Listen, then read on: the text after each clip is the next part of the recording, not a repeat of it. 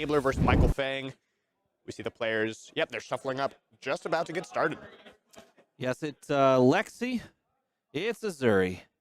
It's Nick versus Michael. And both players sitting pretty in the semifinals, but only one can move on from here. Fun fact, this is the only Uzuri present in the PTI event today, making it all the way up to the semis. Well, you know what? Had to do some work into some Dromais as well, and Dromai was fairly well represented again in this event, being one of the top heroes, I believe, by numbers played, and what is considered oftentimes a very bad matchup for Uzuri in the form of playing into Dromai. Well, Nick seemed to be able to dispatch the Dromai in quarterfinals and move into semis here, because I believe he was up against the Dromai player in the quarterfinals, yeah.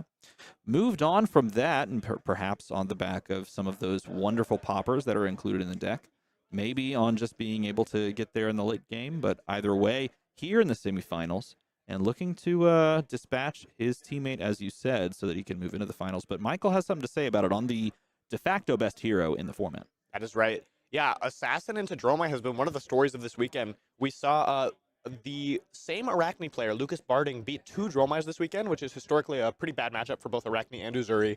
Also, speaking of Arachne, Nick was the only Uzuri today, but there were two Arachnes, which was double the Arachnes as Uzuris. Yeah, that's right. Not only that, but double the Arachnes from yesterday. I guess someone saw that Arachne was viable, and they said, okay, stop, now I gotta go.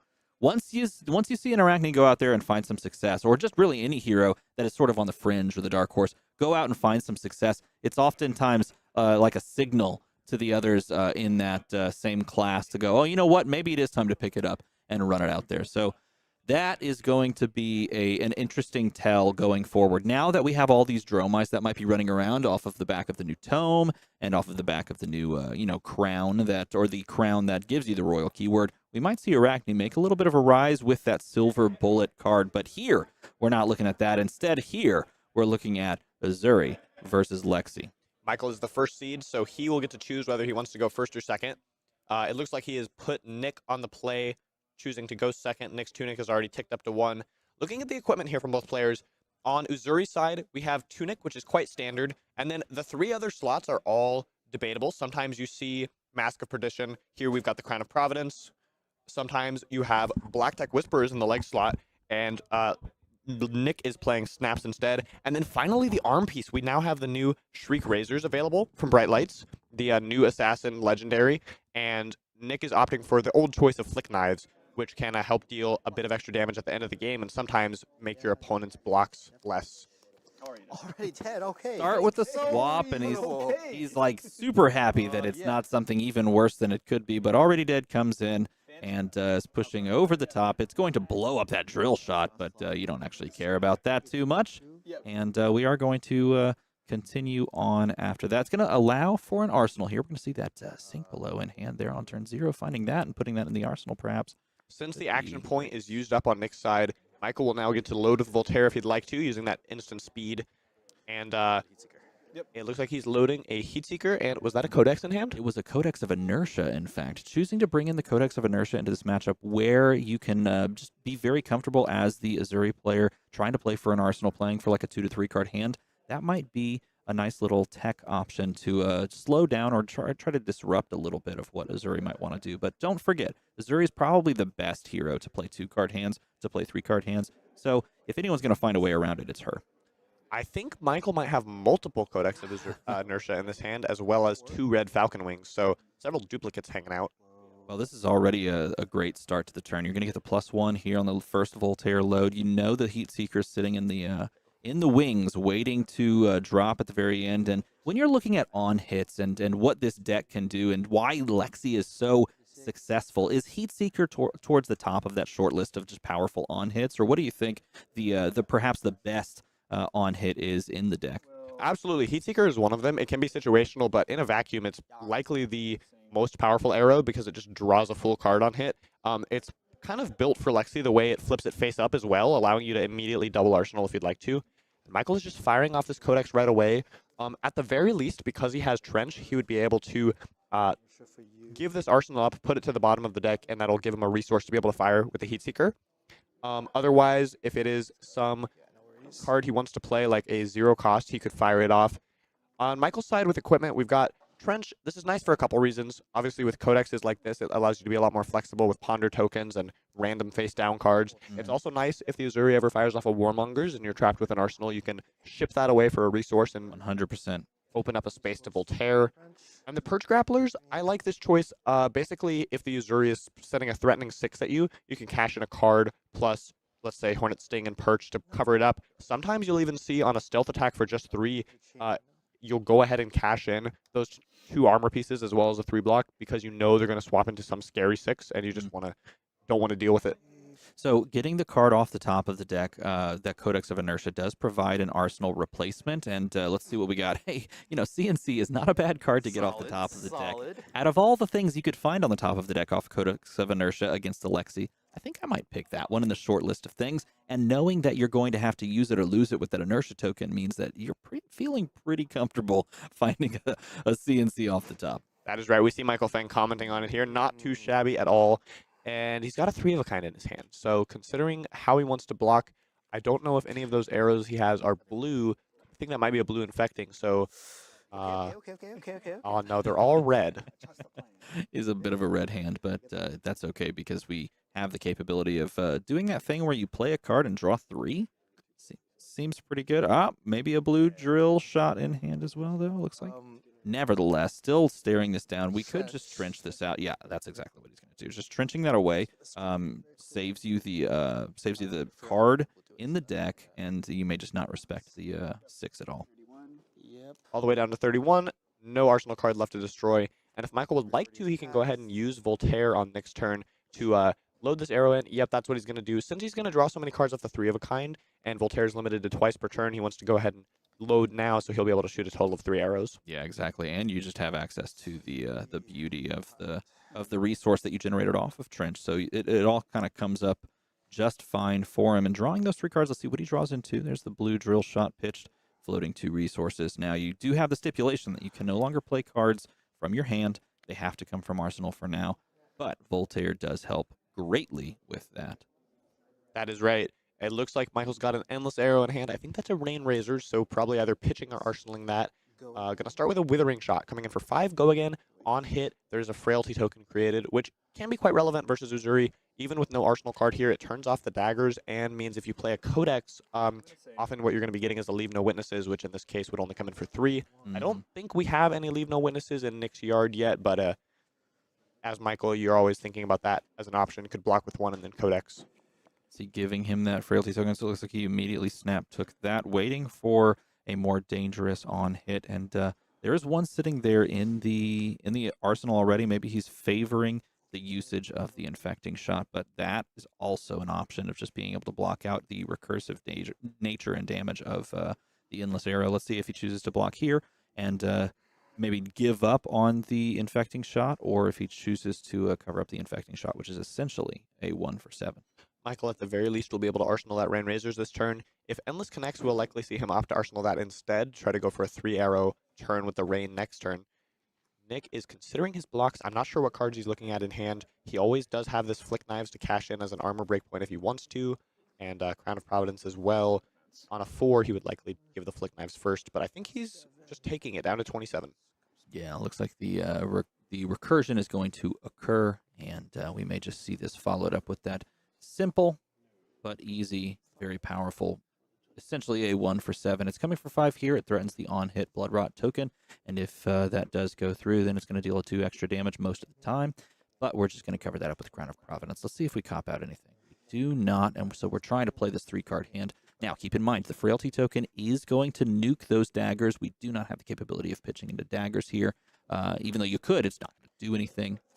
So we are essentially just playing this 3-card hand and maybe choosing to play 2 or arsenaling and setting up our own kind of swing turn.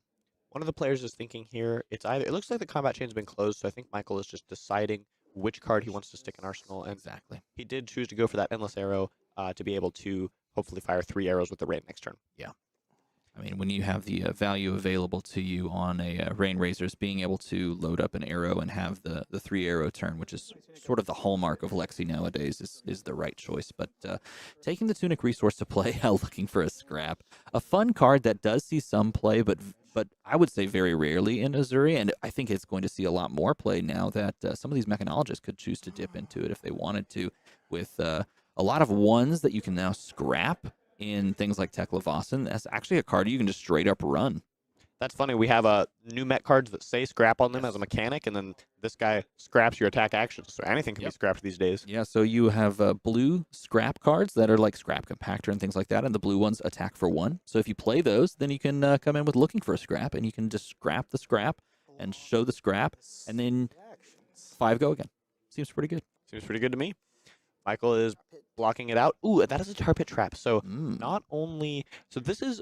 Looking for a scrap itself does not have an on-hit, but he's choosing to block with the perch grapplers there because looking for a scrap has go again, and he's blocking the full 5. Now Tar Pit's trigger is going to say the next thing you play does not affect me. I don't have to worry about any Uzuri shenanigans, CNC, whatever you're up to. I can just take it, not worry about on-hits. Yep, just vanilla. Look, he's going to go and just double-check that is the case and that he doesn't have to respect it, but you are exactly correct, and that's why having Tar Pit trap, just especially in the mirror for this this matchup when you're playing against other Lexis, but it works out just great here, being able to say whatever you're going to swap into is just pure damage, and I don't have to deal with it. Tar Pit Trap has sort of been a pseudo-silver bullet card against the mirror for the past month or so, as we've seen on some of these battle-hardened and PTI streams.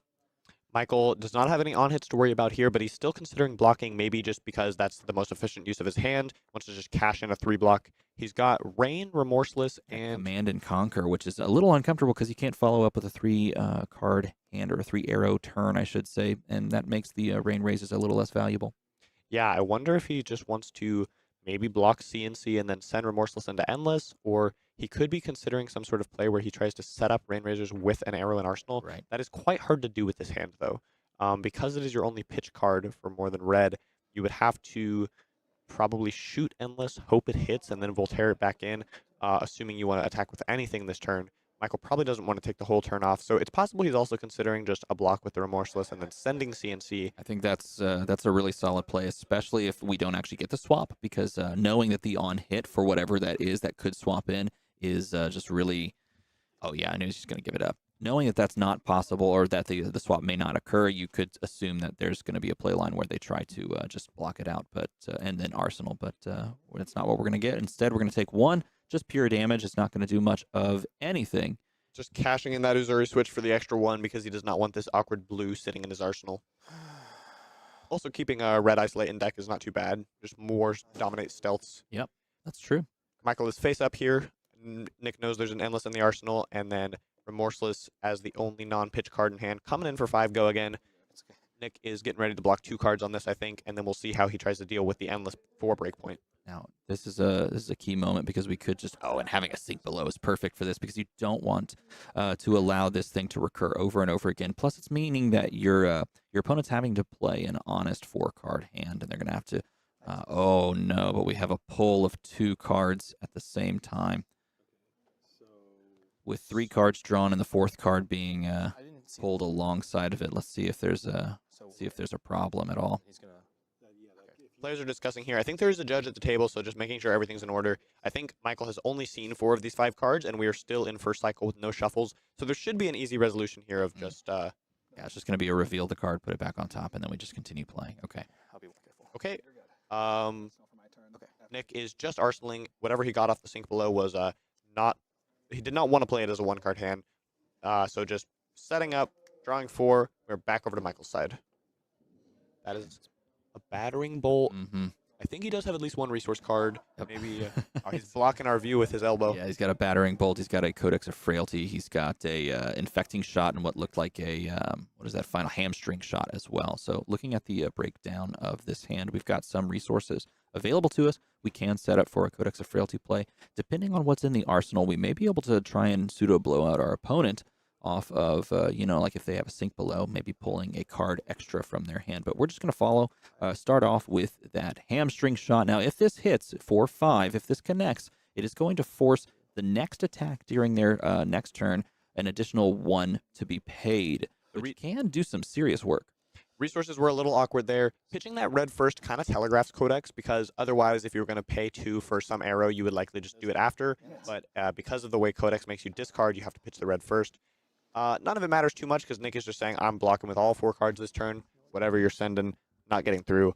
Michael's going to Arsenal, and then I think we're passing right back to him with a 5-card hand. Yeah, that Arsenal is coming off of the Ponder token trigger, and so he is going to play a 5-card hand, and Nick just is content to cover everything up and then move right along to Michael's turn after, I would imagine, taking up the Tunic and then passing on over. Unfortunately, I think that is 4 reds in Michael's hand, unless there... Oh, there's a blue winner's bite. Wonderful. Okay, so he's going to allow the buff. Now, this is actually a great draw into because Bolt and Shot can be a little uncomfortable in the arsenal when you don't have a buff alongside of it, and you're obviously not loading it with Voltaire, getting the +1. But here, drawing into the Icequake means that we do have the buff. It does gain the go again and threatens a reload because there is no arsenal target right now. There's nothing in the arsenal, so we do have the capability of reloading if we wanted to. Now, of course, on a turn like this, when you have resources up, you'd much rather Voltaire, but he may take a line that could be more conducive to threatening whatever that arsenal is. It does look like he has a CNC available. We know that with Michael's current hand, reload is not that important, but there could be spots that come up. For example, if you have a 1 cost and a 0 cost, having only 2 resources available to you, you might reload one of those because Voltaire costs 1, your 1 cost costs 1. You don't have the 3rd resource of Voltaire a second time, so that could be something that Nick has to consider. Choosing whether to block out this reload. Of course, there's the Frostbite as well, like you mentioned. So just kind of balancing, do I want to have a turn? Even if I want to block out this turn, is it possible that Michael has some way to go wide and this Bolt and Shot's not going to be the most important on hit? I want to save cards to block more. Lots to think about. I still don't know what his arsenal is.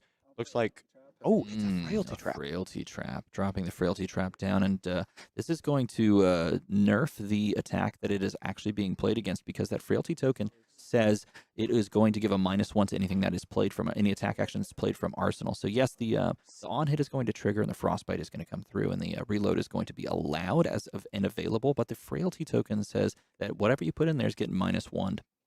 That is right. So this interaction can be very scary as the Lexi. Sometimes when you just give Bolt and Shot +1, it only has go again if it has attack greater than its base. So Frailty Trap can just turn that off. In this case, we have +3 from the Icequake, so still a comfortable +2 buffing of the Bolt and Shot. CNC is a pretty nice follow-up here when you just got a Frailty token, just slam it from hand. Yeah, and this also allows us to just drop the arrow that we have, the 0-cost drill shot, into the arsenal and be able to flip up and over as well for that on our next turn so that we can have our double arsenal off of New Horizon. But staring down and just deciding whether or not value blocking is worth it because at this point there's no arsenal, it's not targeting anything, it's just sort of vanilla damage. And it would put us to 20 to our opponent's 30, but we'd be able to play a 4-card hand. And I do know that one of those cards in hand is an E-Strike, but let's see if he gave it up. Yep. Blocking out the E-Strike, yeah. That does stop the Frostbite token as well from the Icequake. He does have 1 Frostbite still floating, which is a little awkward for him. I'm not sure what his 2 cards in hand are, but he's going to have to pitch one of them for sure. Yep, pitching to Spider's Bite. I don't think we've seen a Leave No Witnesses blocks or anything yet this game. So Codex is not a huge threat. I don't think there's a Death Touch either. Tunic is up, so any 1 or 0 cost is scary from the graveyard, but I don't think we've seen either of those 2 threats. Yeah, we don't have the capacity to play Death Touch from the hand. We do have to get it into Arsenal as well, but those are cards that you would love to pull off of a Codex of Frailty as well, like you mentioned, but they're not in circulation in the graveyard yet, so we're basically looking at what we can play from hand. We've got the 1 here. Looking at Michael's hand, looks like he's just going to take it. He wants this 4-card plus Arsenal hand. He does have a drill shot in hand. He's got another Icequake from before, premeditates in there. And is that another endless arrow that he's kind of feathering towards the middle? We'll take a look as he plays. And no, it's just going to be an Arsenal and pass on over for Nick. Moving back to Michael, life totals are still pretty close. 26 to 30. This game often gets very grindy and goes late. We see the battering bolts and things like that from Michael's sideboard, meaning he's likely fat decking into this matchup, playing more than 60, playing some less efficient cards to just combat fatigue, because that's often a win con for these assassin decks, is just grinding you out until you have no cards left in deck. In fact, we should talk about that because one of the great things that you have available to you as Uzuri and as assassins is the ability. Yeah, we're gonna talk quietly. Don't worry, we got it. We'll talk quietly. Is the ability to just play this natural fatigue scenario, and your cards are maintaining their value by just the simple fact of being able to send an assassin attack to the bottom off stealth and then play something else, and so you're maintaining this sort of threat density and stealth attacks. And also just being able to pressure with great weapons. And so you can play a natural fatigue scenario very easily as Uzuri, which is something that Nick could be just sitting on and pivoting to. So 7 go again, coming in with the drill shot. Threatening a ponder on hit, and of course, -1 on your armor pieces. So if Nick doesn't have a D-react, it's quite possible we'll see him cash in the flick knives here, because if he takes it, it's going to get hit anyway. Though it's not guaranteed, because since the flick knives has that activated ability, it's possible that he values that over the block. But the breakpoint's pretty important versus Lexi. He probably will just take the extra 1 life, especially if he thinks he can block out the ponder on the rest of the turn. Sending the 7, trying to decide what the angle and the choice, the way to attack this. We have the Ice Quake, like you mentioned, still floating in hand. We don't necessarily have to, try to cobble together these lines of, these convoluted lines. We can just as easily send a drill shot after this, arsenal the Ice Quake, flip it up on our end turn to give a frost bite, which is fantastic. If you're wondering why we're talking quietly, it is because the hall has begun to clear out completely, and here we are in an echoey hall. Some of the only players remaining are these here in our top 8. Swiss is done. I think the side events have concluded, so a lot of people have headed out. Drill shot coming in for 4. Nick did just go ahead and let that first drill shot hit. In this case, because he only wanted to block 1 card on it, giving the flick knives wouldn't make much sense, because then the -1 would just get passed on to the tunic. So ponder has been created. Drill's coming for 4. And it looks like maybe Michael's not going to be able to use that final card in his hand, unfortunately. It's just as easy for him to arsenal the Ice Quake there. We know it's an Ice Quake because he's feathered it a couple of times. It's a great flip target. I mean, you flip it over on your own turn, but we're going to take a look at what the ponder results in. It looks like maybe he feathered or chose to go with the Searing Shot instead. Back to Nick's turn. 3 cards in hand, as well as the 1 mystery card in arsenal that I didn't catch a glimpse of last turn. Let's take a look. And it was the Death Touch, so that was the card that we mentioned. It could have been a Death Touch available, but this is a great card to play now and also to get into the graveyard for target later. Absolutely. No codexes yet, so that is a fantastic target to have in there for anytime you have 1 resource available. Hopefully Nick finds a Leave No Witnesses soon as well to block with or go ahead and play. He has the snaps available to him on this turn, so with 3 cards in hand, almost certainly we're going to see that cashed in, and maybe we'll follow this up with a stealth attack and switch into something threatening. From Michael's side, it looks like his hand is 3 arrows and the Ice Quake. I think maybe you're right. He chose to arsenal that red Searing and just hang on to the Ice Quake in hand for perhaps a similar reason we talked about with the Endless earlier. You basically just want to give yourself the opportunity to shoot 3 arrows if possible. Yeah, but he's definitely value blocking here. He knows that the Frailty token would be painful to a 3-arrow return, particularly when the arrows that we're looking at are some of them the ones that we want to kind of connect with. Like he's got a Heat Seeker in hand, but this on the Snapdragon Scalers play is a huge signal that we got some serious things, and we may just want to just give the hand completely.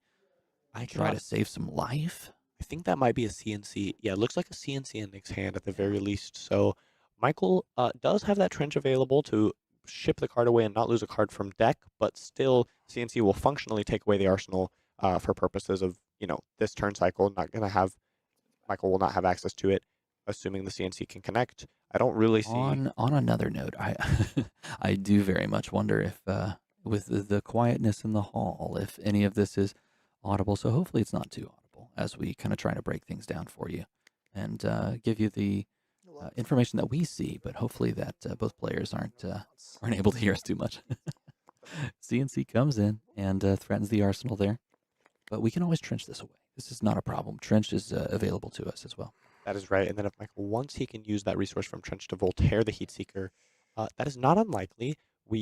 So he'll take the CNC first to get that Destroy Arsenal trigger dealt with, and then maybe we'll just use that resource and set up Heat Seeker plus Ice Quake and Arsenal and just pass back to Nick, say, you've got to use your 5-card hand, and I'm going to have a 6-card hand if you don't threaten me enough. Oh, it's a blue Winter's Bite. So I guess the Ice Quake was the card that ended up in Arsenal, and that's what got shipped away. It looks like it. So he's going to send the attack over for 6. He had the +1 available to him. I guess he just wants the extra damage, which is sometimes you can struggle to draw into some 2s, depending on how you build the deck on the Uzuri side of things. But the other nice thing about Uzuri is that you just have the capability of playing just great 3 block, and in this case 4 block cards. Nick is blocking it out. He doesn't really love to see the D-React spent there. He could have just clean blocked it with another card. Wants to keep those D-Reacts in deck, but nonetheless, on his turn, sending back a Death Touch.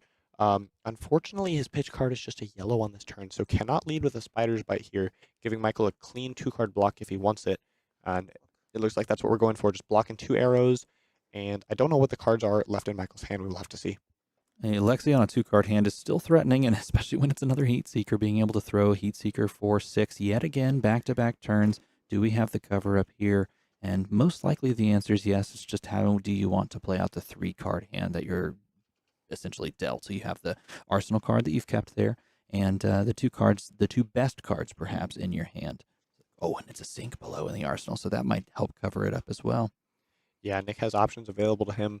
I can't tell. That's a blue isolate block in, and maybe he is going to use the sink. So this is 2 turns in a row where Nick has blocked a 3 block plus a D-react on a normal 6 arrow, which, you know, anything works. Any 2 cards to just cover that up, but it's really not what he wants to see. He wants these sinks and fates available to cleanly block endless arrows and other important 4s later. Yep, exactly. Now here the, of course, the ever-present threat of Uzuri Switchblade switching into a powerful on-hit. We've seen a good end. There's going to be like no block. You just show me what you got. And Shakedown is a great answer. Let's see what color is chosen. This is a tight game. I think it is now going to be 17 to 18. Ooh, what a hand. Oh my God. I hope he picked red. I hope so Because too. if red was not selected, then we're just depressed right now. But if you did select red, then we might be a little happy to try and clear some of this out. But hey, I think that's a good choice. Out of all the choices you could make, the one that draws you 3 cards, yeah, that's pretty good. Unfortunately, there's another one. That is right. There is another one getting played. Michael gets to keep that hamstring shot in hand, so has access to 1 red arrow guaranteed as long as he draws another and a resource card. That's a tiny bit of a clunky draw. CNC, very Rain much so. Razors. I don't even know what the 4th card is. It's a hamstring shot. So he has a hamstring shot, an infecting shot, a CNC, and a rain razor. So we have the resources to be able to load and fire a few, like we can load the hamstring shot and try to get that to connect and maybe try to disrupt our opponent.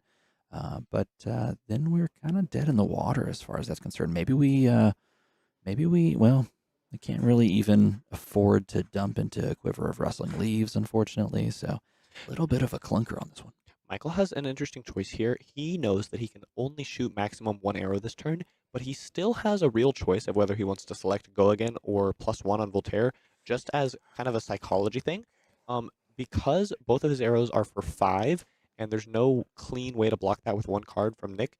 If Nick wants to stop the on-hits, he's going to have to give 2 cards, pretty much no matter what. He has no armor available to him. So it's possible Michael will choose Go Again, just so Nick will try to hang on to some extra cards to block the rest of the turn and then kind of get jebaited. Yeah, I totally agree. I think that's a fantastic choice. And honestly, 5 versus 6 is almost irrelevant in this deck, especially the way that it looks like this has been constructed on the Uzuri side. If they were playing a more aggressively slanted one with 2 block attacks, then it may be just behoove you to choose 6 and try to push the attack through. But this appears to be a much more mid-range version of Uzuri. In that instance, you're looking at like just a ton of 3 blocks. And so choosing 5 versus 6 is almost irrelevant, except for the fact that you're making your opponent think that you're going to continue this with a 0-cost arrow in the hand.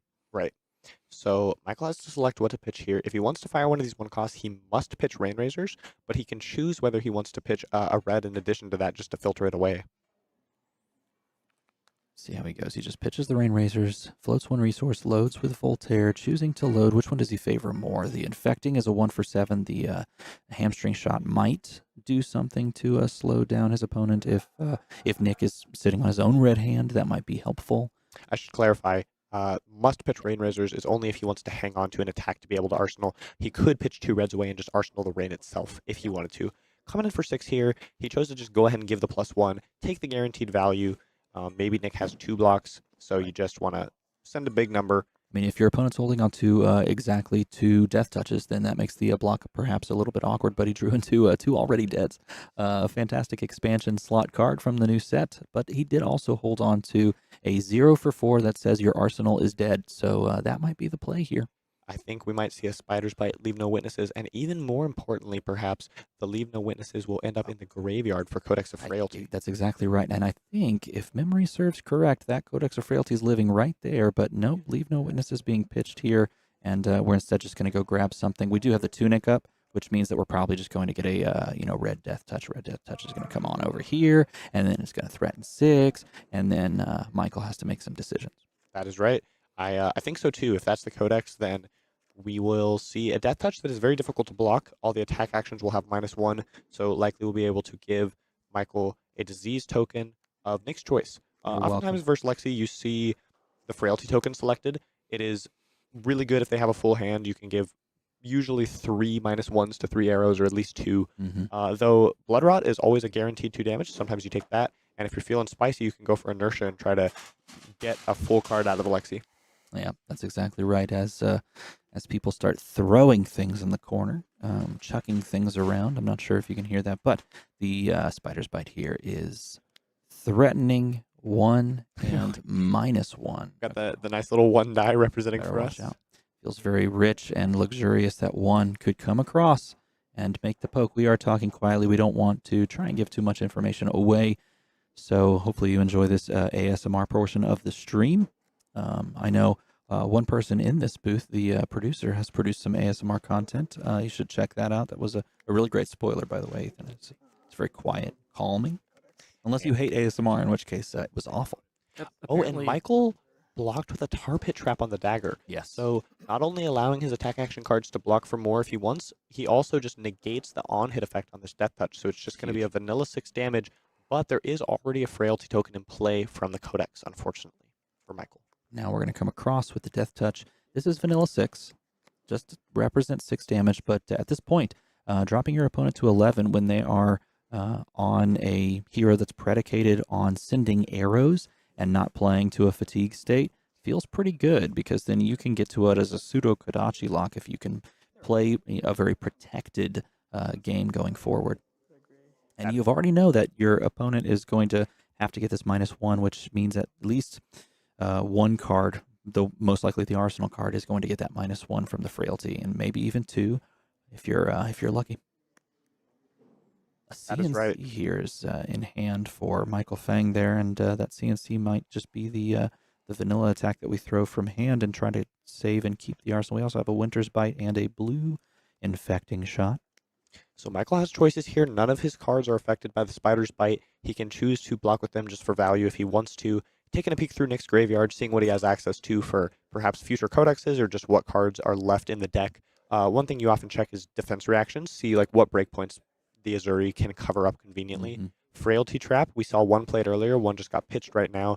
There's a third one floating around somewhere in the main deck. Trying to decide how you want to play this out. You don't necessarily love the feeling of going to 11 in this scenario, especially when you know that you're playing a 3-card hand and under the restriction of a frailty token. But here we're going to get the activation and the flip. Nick gets an arsenal from that ponder, and Michael's debating here. It seems like he has a really tough choice to make on this turn cycle. Oh, but look at the draw from Nick on Nick's side of things. We have some very powerful cards, like you've mentioned. We have not seen many of those, or really any. I don't believe he's resolved any into the graveyard of the Leave No Witnesses, and I think he's drawn into another one. So this might be the time, especially on this turn cycle, where you have control of the tempo to drop that in. I don't know why I keep seeing Azalea cards in the Uzuri hand. Maybe it's just my brain after. You might have played a bit of Azalea this weekend. I did indeed. 14 rounds of Azalea. I keep seeing laces, and they're definitely not laces. You cannot play those in Assassin. No, he's going to choose, instead of flipping, he's just going to choose to Winter's Bite and try to take a card here. So this is a guaranteed card removal, which the play of the arsenal might actually not be. Put up a soundproof bubble. Okay, yeah, we're going to get right on that for the next large event. We're going to get a soundproof shielding. So donate to the stream. We will go and spend our infinite money. We're going to use our infinite money hack. Up, up, down, down, left, right, be a select start for the Konami code. That will open the cheat code panel. Leading off with looking for a scrap for another 5 Gilligan here. This is a very efficient play, 2 floating, so Nick can follow this up with something like a CNC or perhaps a dagger into stealth attack. We'll have to see. I feel like if he was going to dagger, he likely would have done so before the looking for a scrap, but I'm not positive. Maybe he doesn't want to do that because it gives Michael the opportunity to clear the dagger effect by blocking with a 2-block on the scrap. Yeah, but look at this. The spider's bite goes through, and he's going to scale peeler, send it here, getting rid of the scale peeler, and then sending the Leave No Witnesses because he doesn't want the value block available to him. So you can't just dunk on like the Hornet Sting plus a card from hand to stop this. Now you're going to have to commit 2 cards to blocking this, or Maybe he shouldn't give up. New Horizon seems wrong. You can tell Nick knows what he's doing here. Cashing in the flick knives. He knows how this 4 breakpoint works, that it matters, doesn't want Michael to be able to cash in any sort of 3 block, like maybe even a tar pit trap we saw, be able to pair with a Hornet Sting like you said. So cashing in the flick knives now. Also, the scale killer likely is never going to get swung, so you just want to make sure you get the 1 value out of flick knives at some point in the game. Yeah. Exactly that. And this is a fine time to do it because you do have the gas, you have the turn to do it in, and you're doing it in the correct order. You're doing this on the stack on the previous block so that they can't already commit the equipment to block, and they have to, make this alternative play here where they can't just give you the value. So deciding whether or not he wants to give another card. And interestingly enough, looking at this 5 attack, which is straight up just innocuous, 5 go again, pure damage. It doesn't do anything on hit, and giving the value block there. I wonder if you were to sort of rewind this and have perfect information, if you would have just said, okay, I'll take the 5 in the ability to block cards here so that I can then have my own turn, and play it out differently. But of course, hindsight's always 20/20. Scale peeler is gone from the arena. Michael's down to 13. Nick is leading on life with 18 remaining. And Michael's turn is just going to be pitch a red to fire hamstring for 5. Also, chat is correct that the other side of the bracket in the semifinals is Icelander versus Dromai. I don't think we have the result from that game yet, but it is possible we're going to enter an Icelander Lexi finals the same as yesterday. What do you think, DM Armada? What would you like to see in our finals coming up? I would love to see this Uzuri make it through, and I know it would mean the loss of Michael Fang and the win for Nick, but I think it would be really compelling to watch Uzuri try to take on what could be a Dromai or an Icelander. But here, just starting and finishing the turn essentially with this shakedown coming across for 6, and technically there is the available play of attack reacting in a Spider's Bite just to get the effect. But I don't think that's something that we're going to see. We're not in this low life total range where, you just win off the back of a flick knives. It is interesting to think about that that's available to Nick. It is the only way to have a reaction on this turn unless his hand is something sneaky like a shred. Yeah. But that would be his final dagger. That would leave him weaponless. Yeah. And, I don't know if this game's going to go to fatigue, but that would leave both of our players without a real weapon. Now, I do believe we did see a shred pitched early on and a shred blocked with early on. So we do know that some number is in the list, and that is always something to be aware of, but I don't think you ever play around that. And look at that, Reinforce the Line, a card that's made its way into Lexi because, hey, we run a lot of arrows and attack action cards, and Reinforce the Line is pretty decent in this matchup where you are stuck in this isolate endgame where you can only block with 1 card. Yeah, it can be very nice. Endless Arrow for 5 with no arsenal, no cards in hand. Feels like a must block. If you do not block it, it's just going to go straight back into the arsenal for a 5-card hand next turn. Let's see what... Flick Knives is not gone because it was not blocked with a drill shot. Took away that counter, so it's a -1 counter for that, but not blocked with. And you don't lose it when you attack react with it. You instead lose it when it is blocked with. Yeah, it is interesting how both of these equipment have a -1 counter on them, so Nick knows he's just going to have the utility of them available forever. That's exactly right. There's no special effects like magnetic shockwave available to Lexi. So Spider's Bite coming in for 1. 2 cards in hand, lots of potential threats looming. Michael's just going to take this one down to 12. And there's the Isolate. And again, this is why that Reinforce the Line was there in the list and circling around in the list, because it gives you the capability of blocking this with an attack action card and then playing Reinforce the Line after the declaration of the swap. Michael is thinking here, going through the graveyards to take a look. This is a very long and grindy game, and of course in this spot you need to know exactly what potential attacks Uzuri has access to. I think maybe we've seen 2 total shakedowns played, but there could have been a third one that made its way in there. You just got to look at all the possible options and consider all the permutations for what it could mean. Is that a tar pit trap in the arsenal? That could be huge to potentially block a full 6 on the isolate before Nick resolves the Uzuri ability. Also keep this in mind. There is the shred looming over there in the pitch zone, which means that is, again, you have to always consider the possibility that shred in the end game here as we continue into the second and then maybe even a third cycle as this game continues to grind out. That might be a potential win condition. Yeah, there's a lot going on here. If Michael thinks the card is CNC, he doesn't need to block the full 6. He just needs to cash in the tar pit trap, and then he no longer has an arsenal. If he thinks it's something like, say, a shakedown, if he wants to stop the hit effect, he would need to block with either some, likely a 2 block Arrow because of Spider's Bite, along with Hornet Sting, and then Tar Pit before the switch. The reason to Tar Pit before the switch is even if it's Shakedown, which defense reactions can be played to, if you were to swap into CNC, then your Tar Pit is stuck. Exactly. And so you have to do it at the particular timing window of responding to the Uzuri activation. Yeah, and I think we've seen him on a couple of occasions pick up the graveyard of Nick and count through the number of perhaps just threats that have been played, trying to keep track of that. But one of those is definitely counting the CNCs, counting the shakedowns, counting the death touches. And I would even go through and go so far as to count the 0 for 4, leave no witnesses, because now we know what the target is on, the target count is on Codex of Frailties. Yeah, true. Lots to think about. Michael's taking his time here. This match is untimed. We're in the top 4. There's a lot to think about. So many cards gone from the deck. So many cards pitched as well, and it can be important to try to pay attention to what's going to be coming up soon. Players Let me ask are. you this. How deep do you go into sort of memorizing a pitch stack when you are on the Lexi side of things? I know you've played a good bit of Lexi, but the consideration's always there to know how many cards are in deck when you've pitched something early. But are you keeping a meticulous pitch stack of those cards as they circle around, or is it only certain matchups that you care about that? It's definitely only certain matchups versus, let's say, 5, for example. You're almost never going to get to second cycle. I usually don't I don't put brain power into it, especially in Swiss. It can be a serious cost because of time. Yeah. If you, you only have 55 minutes to play around, and it requires a lot of thinking and often pausing to try to keep up with pitch cards. So, but in this matchup, it often goes to second cycle and could matter a lot. It He's looks going to like trench it away. That's another smart play because it also gives you the Voltaire load again. This is the beauty of Trench. I think Trench's Sunken Treasure was a card that was just slept on when it first was revealed as a legendary. But the utility of Trench is being able to dance around CNC is just on display here. It is very flexible. Michael once again using that resource from Trench to Voltaire on his opponent's turn, getting an arrow into Arsenal, and it looks like he's got Premeditate and Codex in here. Yeah. Now Premeditate's going to come down. He's going to pitch.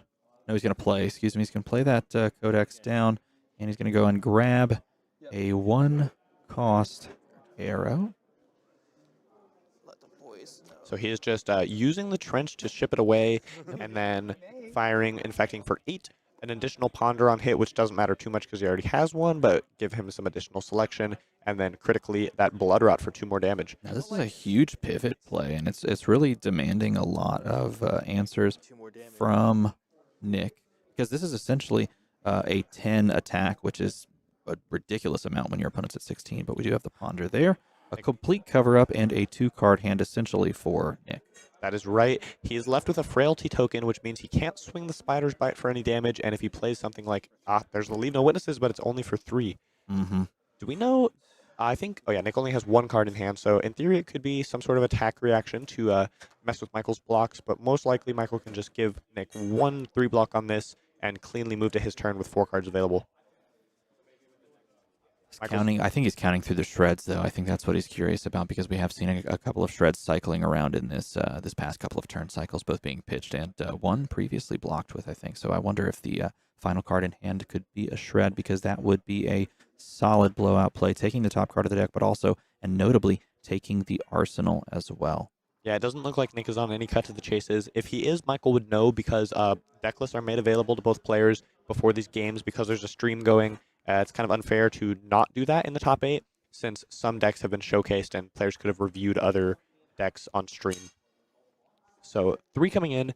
Looks like we've got an Endless Arrow, Rain Codex, and some other arrow in the front of the hand. I can't quite make out what it is.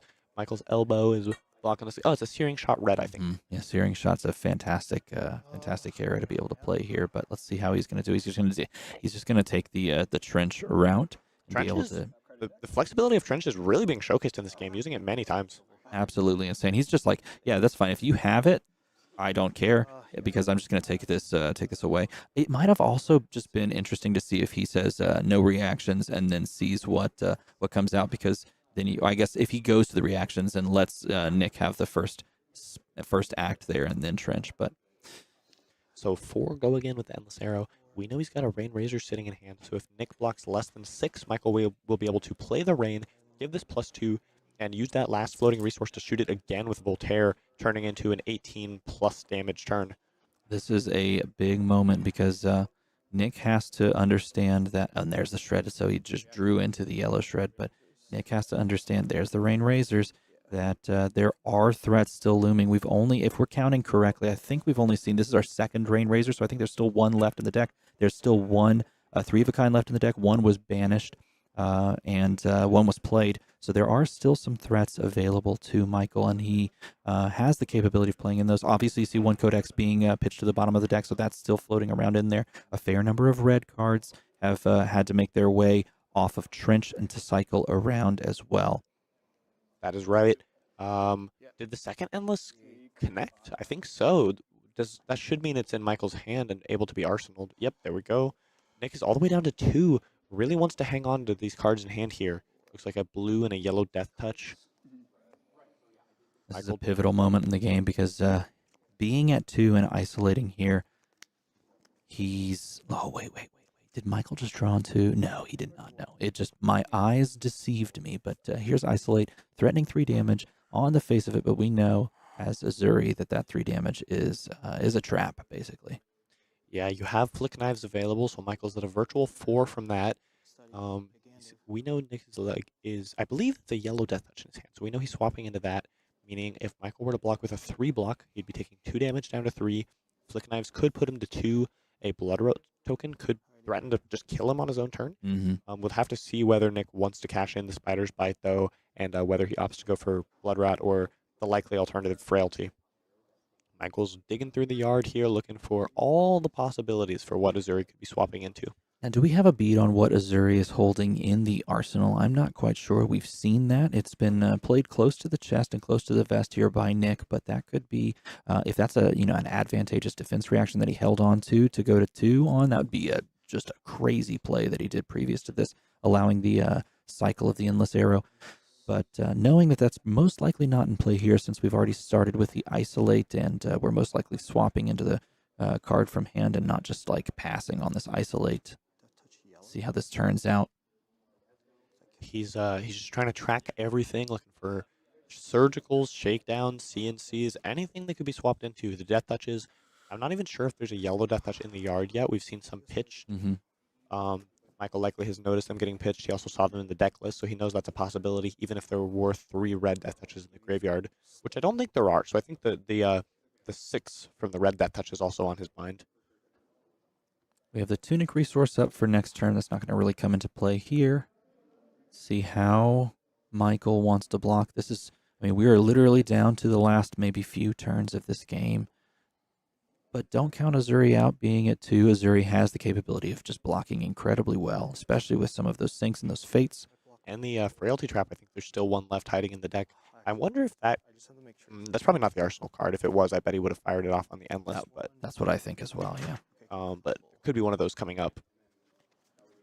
That's good enough for me to have to do this. Michael is going to cash in his armor, including the Trench here, which, we've seen that be very flexible throughout the game. He's giving up the activated ability to block an additional 1. Oh, and he's blocking a clean 5, which is perfect for yellow Death Touch. Yeah, I think he's... well, let's see if it hits. It does not hit, so you don't get the free damage. It's going to go to the bottom. Codex of Inertia was there, floating. We are going to trigger the switch. Let's see. Oh, and he has the shred. My goodness. He has the shred, and there's the Death Touch as well.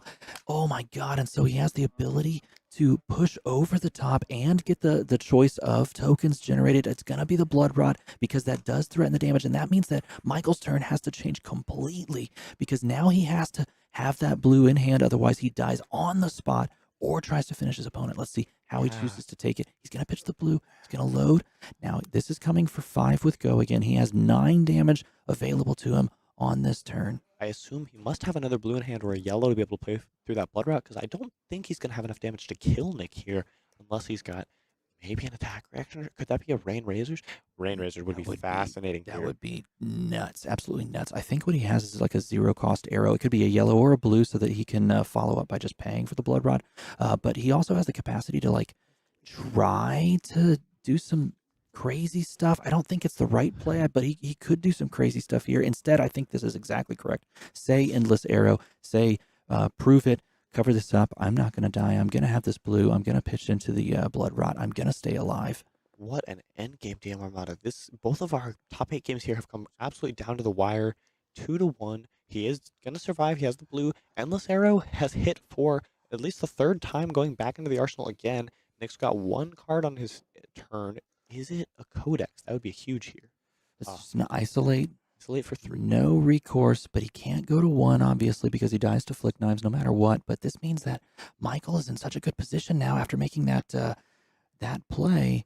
He has the availability of just being able to just load up arrows and start firing with impunity, but his deck is getting thin. Nick is trying to hold on for absolute dear life, but sitting at 1 means everything has on hit die.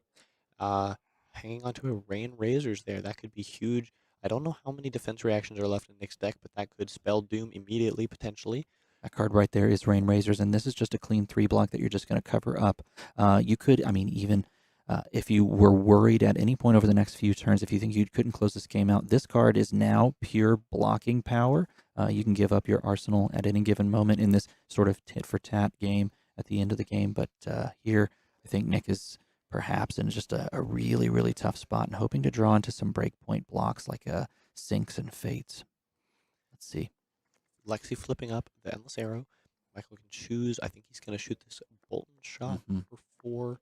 I wonder if he's considering shooting the Infecting because he actually only once. Yeah, no, he's just going to shoot the Bolton shot. So coming in for 4, go again. And this is so hard to suss out because you know that the final Rain Razors is in circulation from the side of Nick, but he's just going to frailty trap. Ooh, and he goes straight for the trap. Oh, okay, but it doesn't matter because the Rain Razors is going to buff it back up, and that's just going to do it. What an insane back and forth match that literally could have gone either way. But man, that final sequence on that final turn cycle really bought so much tempo for Lexi and for Michael Fang, and he punches his ticket on Lexi to the finals.